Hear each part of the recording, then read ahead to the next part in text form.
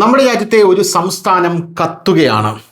അതായത് ശനിയാഴ്ച ഛത്തീസ്ഗഡിലെ പ്രതിഷേധക്കാർ സിഖ് തടവുകാരെ മോചിപ്പിക്കണമെന്നാവശ്യപ്പെട്ട് പഞ്ചാബ് ഗവർണർ ഗുലാബ് ചന്ദ് കത്താരിയുടെ വസതിയിലേക്ക് മാർച്ച് നടത്താനുള്ള ശ്രമം നടത്തി. വലിയ രീതിയിലുള്ള സംഘർഷമാണ് അവിടെ ഉണ്ടായത്. ഇതിനു മുമ്പ് തന്നെ നിഹാംഗുകൾ ഇറങ്ങി കൃപാൻ ഉപയോഗിച്ച് പല ആക്രമണങ്ങളും നടത്തിയതായിട്ടുള്ള റിപ്പോർട്ടുകൾ പുറത്തു വന്നു. പ്രതിഷേധക്കാർ ബാരിക്കേഡുകൾ കയറി ട്രാക്ടറുകൾ ഉപയോഗിച്ച് നീക്കം ചെയ്യാൻ ശ്രമിച്ചു. തുടർന്ന് പോലീസ് കണ്ണീർ വാതക ഷെല്ലുകൾ പ്രയോഗിക്കുകയും ജനക്കൂട്ടത്തെ പിരിച്ചുവിടാൻ ജലപീരങ്കികൾ പ്രയോഗിക്കുകയും ചെയ്തു. ഈ സംഭവത്തിന് ശേഷം ഇപ്പോൾ ക്വാമി ഇൻസാഫ് മോർച്ച ഓഗസ്റ്റ് 21 പഞ്ചാബിൽ ബന്ദ് പ്രഖ്യാപിച്ചിരിക്കുകയാണ് എന്നുള്ളത് മറ്റൊരു പ്രധാനപ്പെട്ട കാര്യം.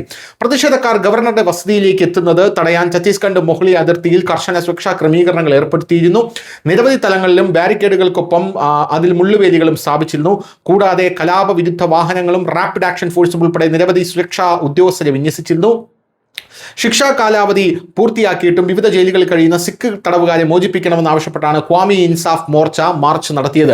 മോർച്ചയുടെ മോചനം ആവശ്യപ്പെടുന്ന സിഖ് തടവുകാരിൽ ജഗ്താർ സിംഗ് വാര, ബൽവന്ത് സിംഗ് റജോണ, ജഗ്താർ സിംഗ് താര, പരംജീത് സിംഗ് ഭിയോഗ, ദേവീന്ദർ പാൽ സിംഗ് ഭുള്ളർ എന്നിങ്ങനെയുള്ള ആൾക്കാരും ഉൾപ്പെടുന്നു. 1990കളിൽ തീവ്രവാദവുമായി ബന്ധപ്പെട്ട കേസുകളിൽ ശിക്ഷ അനുഭവിക്കുന്നവരാണ് ഈ തടവുകാർ എന്നുള്ളതാണ് മറ്റൊരു പ്രധാനപ്പെട്ട കാര്യം.